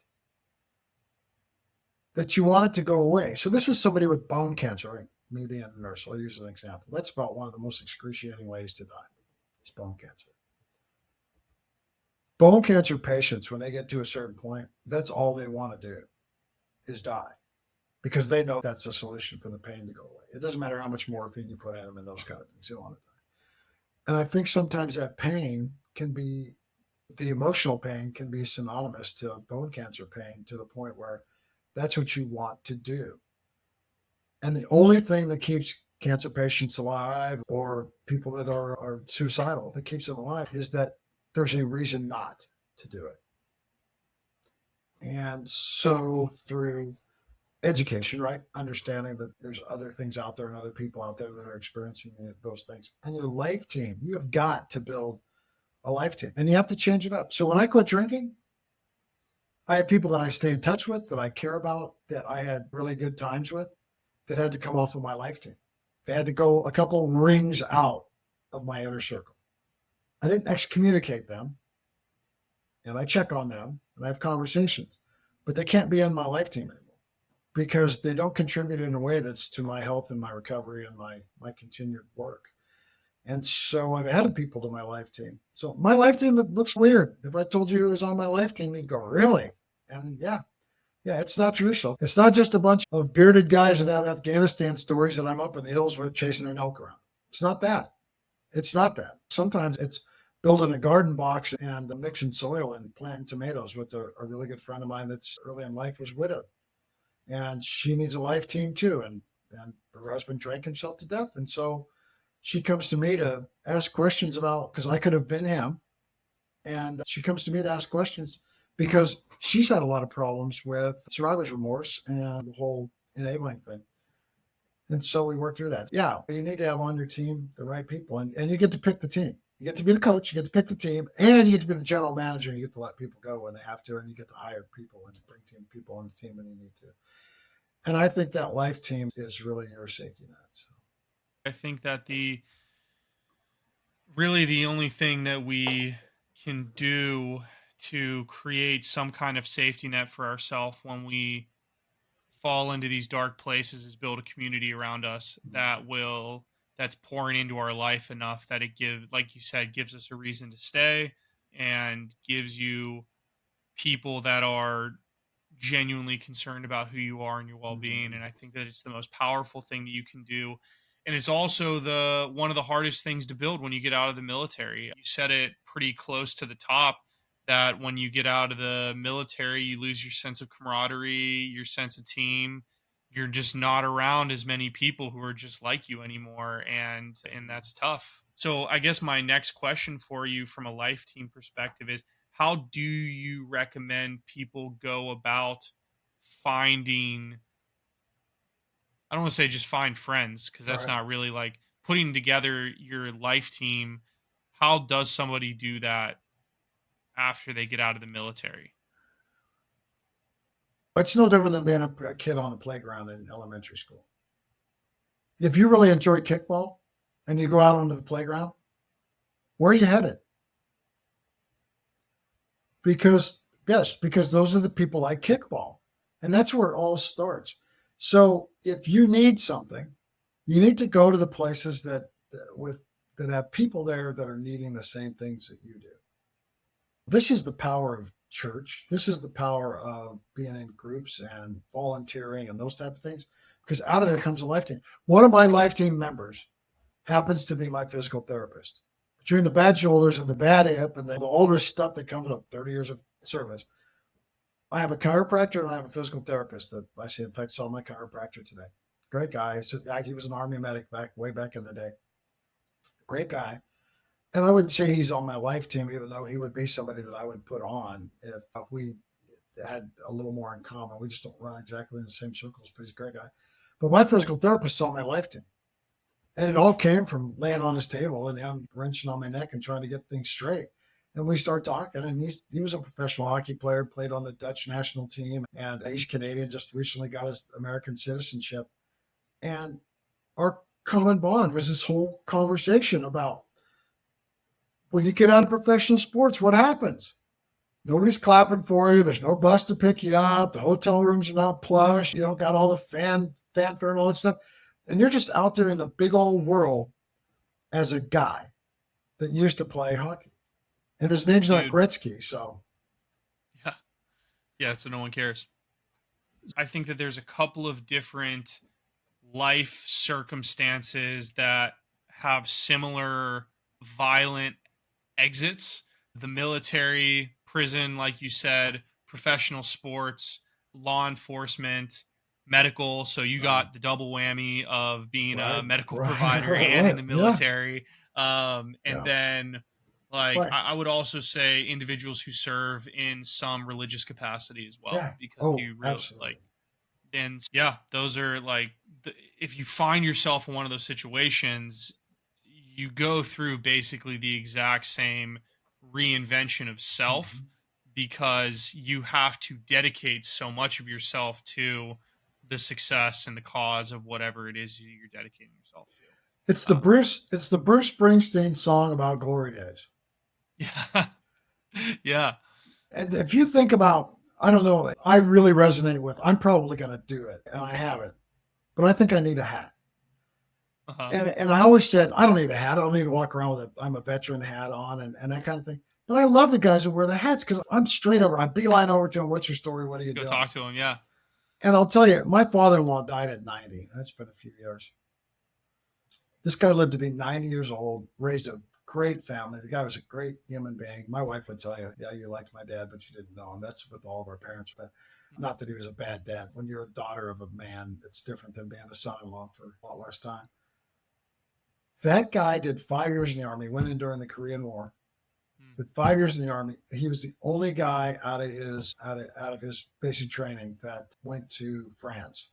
He went to France. Everybody else went to Korea during the Korean War.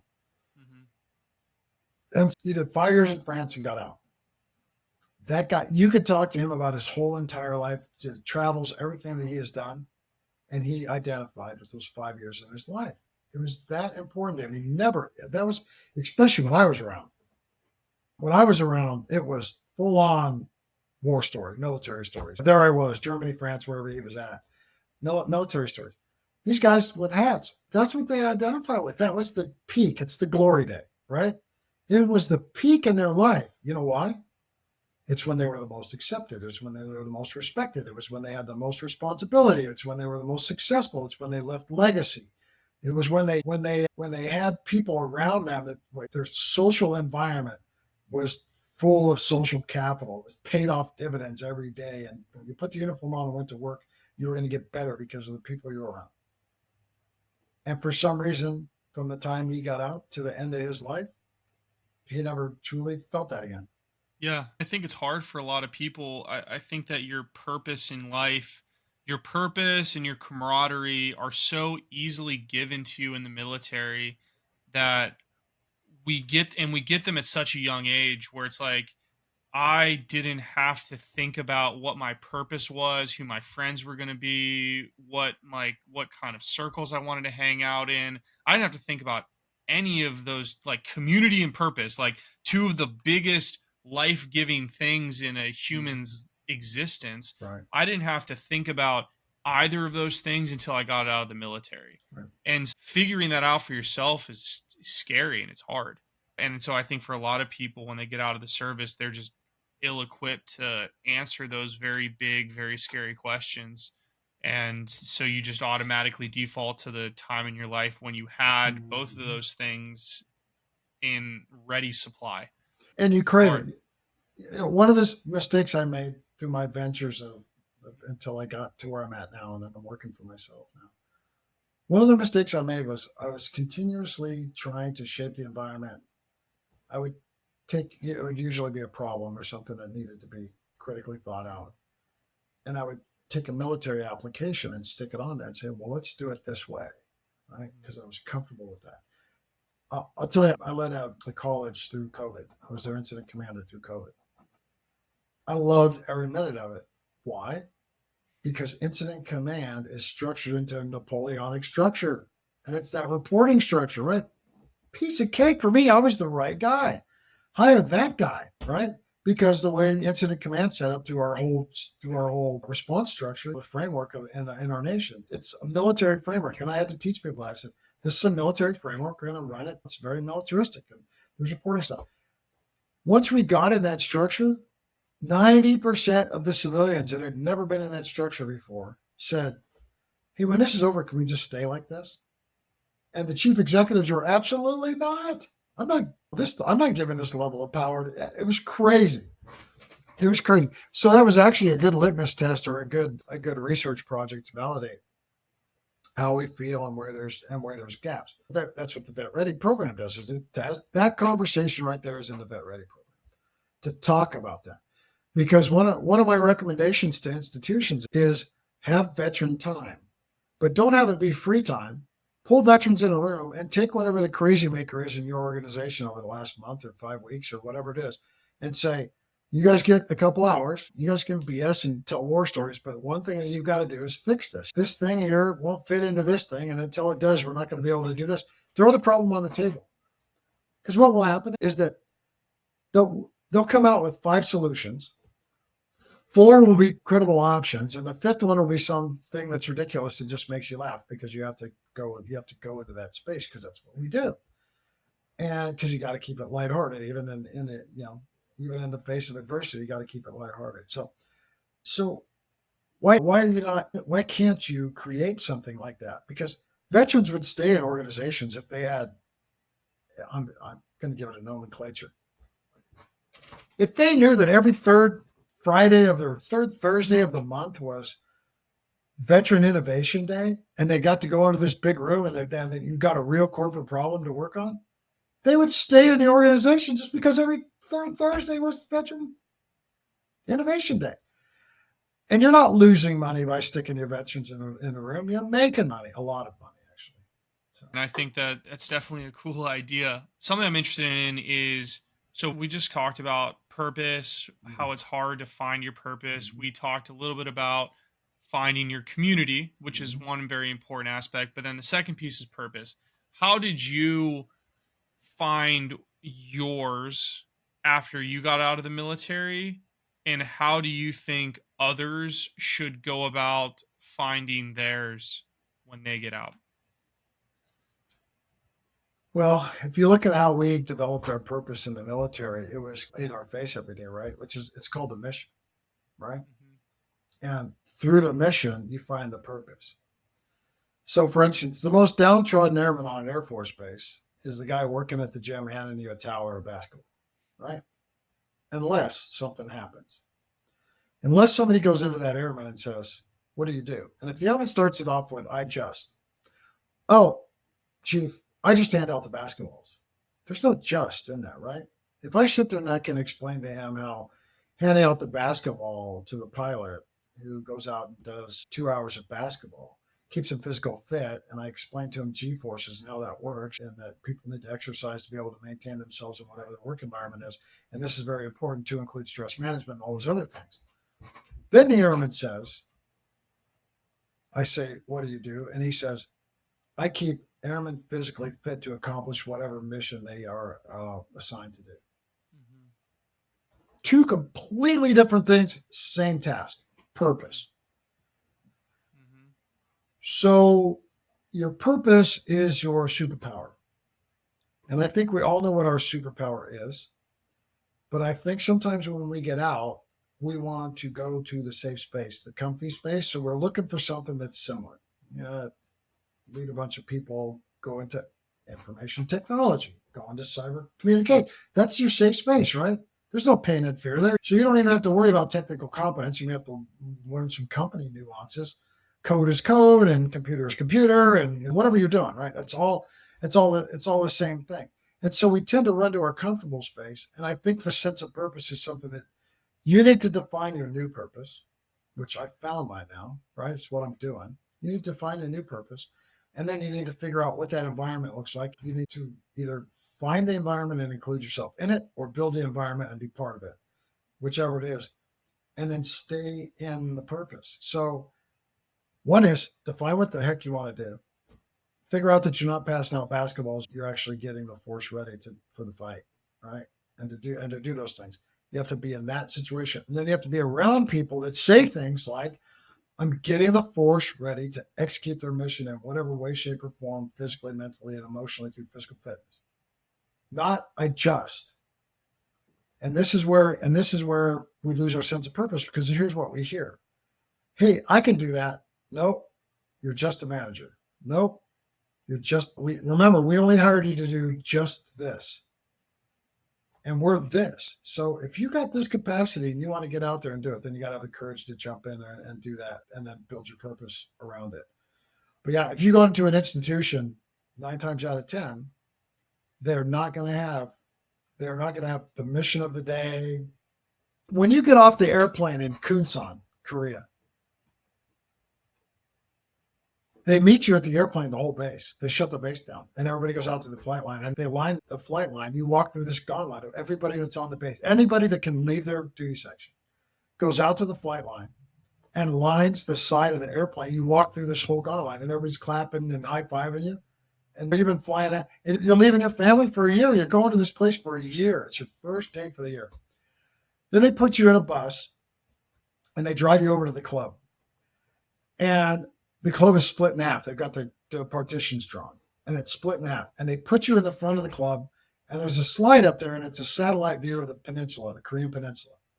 And all the lights are shining in the south, and it's dark. It's a nighttime thing, and it's dark in the north, right? It just shows the two things. And then the commander gives a very specific briefing on what's going on in the world, why they're there. The war's not over. We're in an armistice. He makes it real. And then they're the wolf pack, the Kunsan, the 51st. It's the 51st. The 51st is a wolf pack. And he said, our mission at the wolf pack is to receive the follow-on forces, defend the base, take the fight north. I was never stationed there, and I know that, right? Because I sat through 2 of these. And when all that's open, when all that's done, they pull the curtains, and there's a full-on, the best ever steak dinner that you've ever had in your life. And they sit you down, and then they take you to your room. They pour a couple of beers in you, and they take you to your room, and they say, welcome. If that's not sense of purpose and understanding what's going on, so you have to find that environment. For anybody out there that's listening that was part of the wolf pack, they're probably standing up right now, pumping their fist because it's a big deal. But yeah, so you've got to be able to find that. I know what you're looking for. And I'm not going to give it to you because I don't know if I've completely figured it out. That sense of purpose thing is going to wane. It's going to wane. It's going to wane. Let's go back to step one. You get out, you come and see a guy like Dave and you say, what are my challenges? And I'm going to tell you, you're going to struggle with what your purpose is. And you're probably going to end up doing 3 or 4 or 5 different things until you finally settle into something that's purposeful that you can identify with. But I think it's experimentation. Yeah, I'm not going to give you, there's no, there's not really something to give. I believe that purpose is a shifting target. right. And I think that at the end of the day, your purpose isn't somebody else's purpose, and how you found it isn't necessarily going to apply to everyone else. Right. But I think it's a step in the right direction. It gives someone a chance to experiment with a method, and maybe it works. And like you said, if 100 people listen to this podcast, it's going to resonate with 30 of them. And Right. so that's the thing that I'm really interested in, because I think that purpose is such an individual thing outside of the military.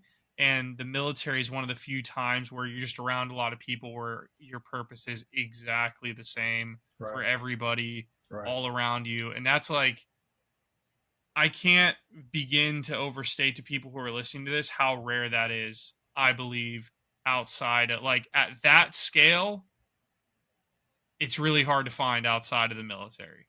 And so once you realize it's much more individualized, dialing that in, I think, is incredibly important. So that's really, I'm sold. yeah. I'm stealing your answer. I'm stealing that forever. It's a great answer. Okay. Yeah, Thank you. I appreciate that. I'm stealing that. I'll give you credit for it, but I'm Good. stealing it. Yeah, because I think that's Okay. You're right. You're right. Because sometimes you have to just concede to the fact that you may not find something. Right? Yeah. You're not going to find snow in Puerto Rico. No, It's you're not. Yeah. And yeah, I also think that you can find purpose you can draw identity and purpose from a lot of different aspects of your life. And the real key is figuring out what those things are and what kind of shelf life those individual items Right. have. And I think that's the real question, because everything ends at some point, like in this world, and there's always going to be an expiration date for whatever you pour your purpose in terms of like worldly things. And so it's like if you're a good person who's listening to this and you find an identity in, like, I'm a father or I'm a mother, well, in 18 years you won't be anymore. Like, they'll be there, but they're going to go out and go do something else. So in 18 years, you got to figure out what your purpose is then. If you're a business owner, at some point, your business is going to be sold, it's going to tank, or you're going to die. Like, that's the end. If you're really identified as a business owner, then your life is dictated by the ups and downs of your business. Like, if it's doing good, so are you. If it's not, you're not. And so in my mind, the thing that I'm always looking for from people who I talk to on this show is, if purpose was a monolith in the military and now it's a mosaic, and you get to pick all of your pieces and you get to decide how big each piece is, what emphasis is put on all of these things. Right. What is your purpose? What are all of the things that make up the purpose of Dave now? Mm-hmm. And how did you choose that now? Right. Understand that it might change. It might be something different. Yeah. And that's what I'm so interested in. I whittled my purpose down to giving back. I've hit a point in time where I've done a full career. I've done a few other things since I've been out. And that's the title of the first book, is Giving Back. And that's my purpose, which gives me a huge playing field, right? It's a dodecahedron of purposes. And I get to, because I have superpowers. There's things I'm good at, and everything I'm bad at is outside of my boundaries, or I need to hire somebody. Because I'm done. My days of trying to become a subject matter expert on this is over with. I only have so much time. I only have so much energy. And this is what I have in my treasure chest. And now I want to give it away.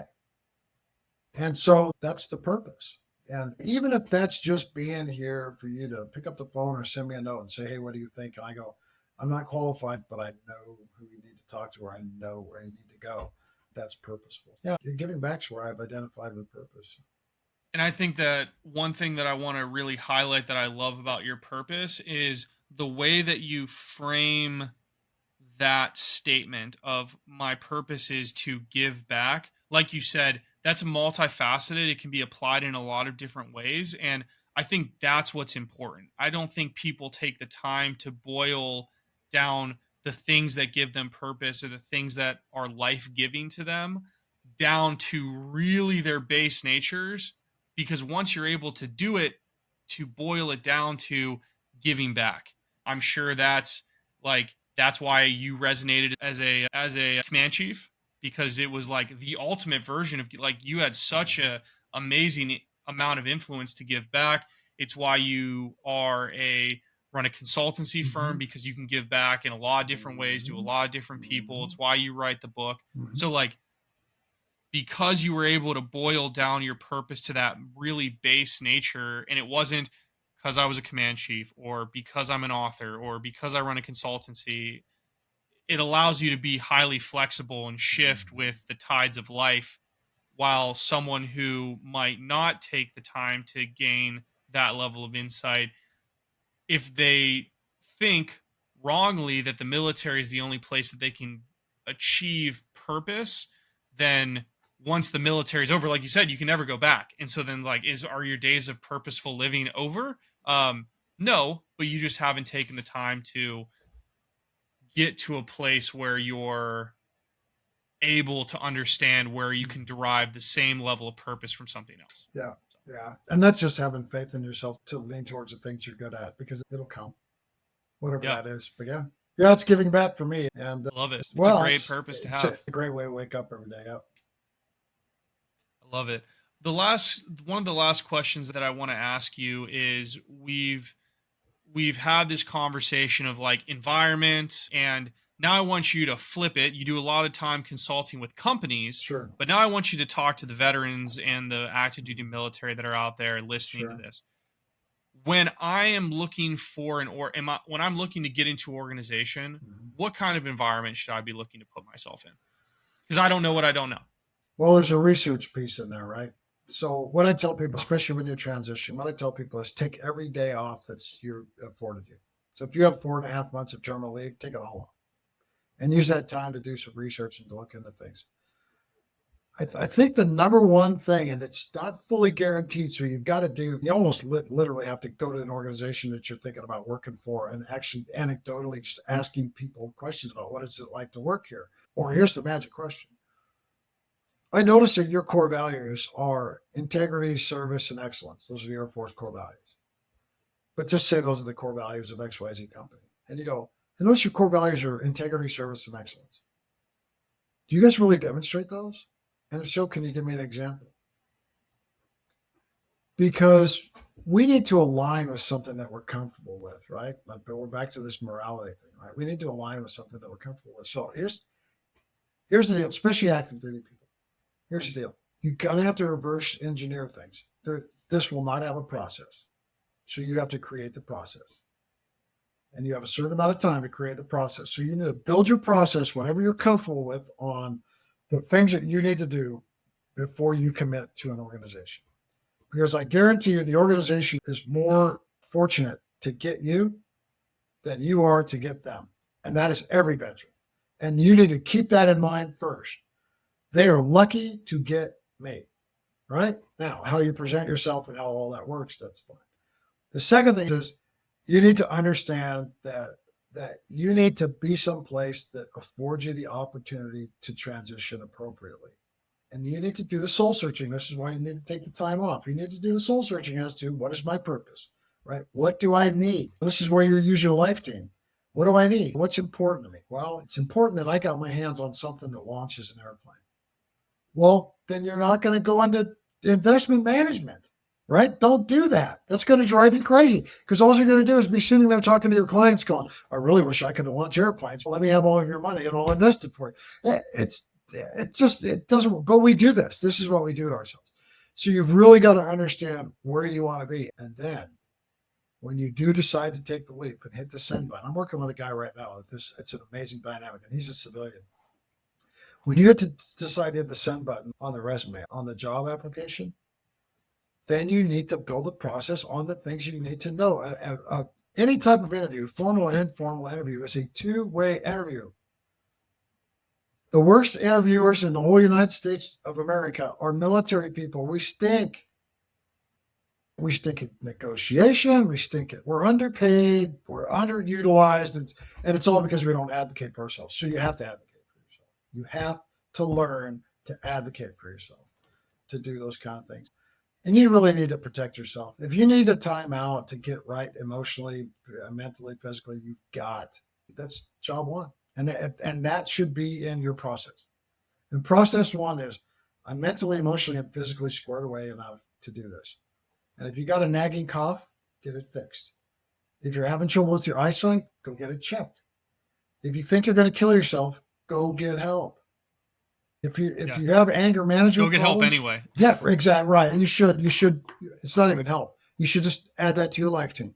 And one of the first, if not the first, one of the first things you should add to your life team is this person, right out of the gate. Yeah, if you've got anger management problems, get that fixed. Don't take your junk. If you got time, fix your junk and get squared away. Make yourself. This is like saying, "Well, I'm going to play in the game. If you take another week off, your ankle will be healed. No, I got to play in this game, and your ankle never heals. No, take the time off. Let your ankle heal. You'll be 100%. You'll score 3 touchdowns in that game, and you would have scored none over 10 games if you played. Yeah, you got to listen to your trainers. You got to listen to all of this to work through it. So, yeah, it's a slow down to go faster. It's a title and it's a chapter in the book. You got to slow down to go faster. And when we are given that beautiful transmission change, when we walk into the United States Air Force Academy or basic training or however we ascended, and they give us this transmission change, and it's got this really high gear in it that they never let you out of. They don't take the transmission back when you get out. You have got to learn to downshift and get through that, because the civilians run in these lower gears, and when you're running in this higher gear, you think you're an asset. They think you're an ass.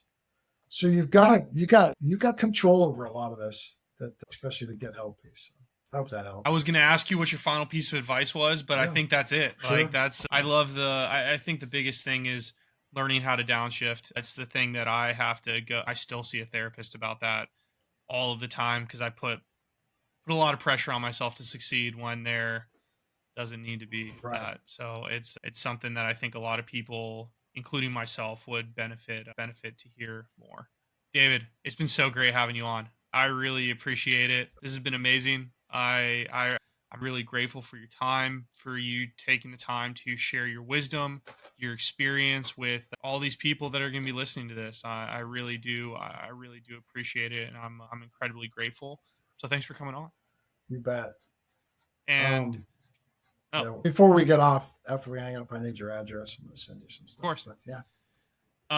And for everyone out there who's listening to this, David's podcast, Kangaroo Leadership, I would highly recommend that you check it out. He sounds like he's got the episode he just told me about is about a lady who went from selling elevator music to becoming a CEO of a company. So I can't think of a wilder career story than that. So make sure you hop on over there, check it out. Is it on anything other than Apple Podcasts? Yeah, it's a hop on. It's on iHeart, it's on YouTube, and it's on Apple. And the easiest way to get on it is on YouTube. Make sure you check it out. Yeah. And if you want to get more of his stories and leadership advice, make sure you check out both of his books, Giving Back, which is available now on Amazon, and also his new book, which is coming out in 3 days, When Cows Lie Down, and I'm assuming available on Amazon as well. Yeah, Amazon, Barnes & Noble. Sure. Yeah. Awesome. Well, yeah. Check it out. And finally, if you like this content, I highly recommend that you check out more of it. Lots of amazing veteran stories about people who successfully transitioned from this chapter of their life to the next, and share it with the people who need it. And if you want to give us a follow, we would greatly appreciate it. Thank you all for sticking around to the end of the episode, and we'll catch you on the next episode of the Post Military Podcast. Peace.